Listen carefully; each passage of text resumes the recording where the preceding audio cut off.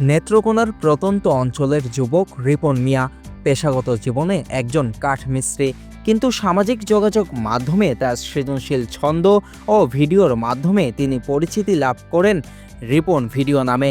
Facebook page Ripon video থেকে তিনি ছোট ছোট ছন্দ তৈরি করে তা ফেসবুকে ভিডিও আকারে উপস্থাপন করতেন, যা সামাজিক মাধ্যমে ব্যাপকভাবে ভাইরাল হয়ে যায়। করোনা মহামারীর সময়ে তার কাঠমিস্ত্রির কাজ বন্ধ হয়ে যায়, ফলে তিনি অর্থনৈতিক সংকটে পড়েন।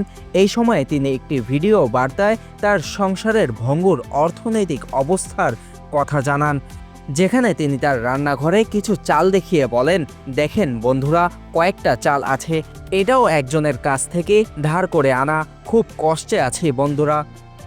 এই ভিডিওতে তার মাও উপস্থিত ছিলেন, যিনি বলেন, আমার পোলাটার ভিডিও দিয়া মানুষ কত কত টাকা না কামায়, আর আমার পোলার ঘরে চাউল নাই। এই ভিডিওটি সামাজিক যোগাযোগ মাধ্যমে ব্যাপক সাড়া ফেলে এবং অনেকেই তার পাশে দাঁড়ানোর আহ্বান জানান।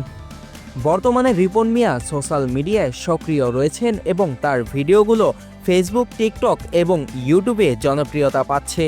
তার ভিডিওগুলিতে তিনি সাধারণ জীবনের অভিজ্ঞতা, হাস্যরস এবং সামাজিক বার্তা তুলে ধরেন, যা দর্শকদের মধ্যে ব্যাপক সাড়া ফেলছে। রিপন মিয়ার এই যাত্রা প্রমাণ করে যে সৃজনশীলতা এবং আত্মপ্রকাশের মাধ্যমে একজন সাধারণ মানুষও অসাধারণ কিছু করতে পারে।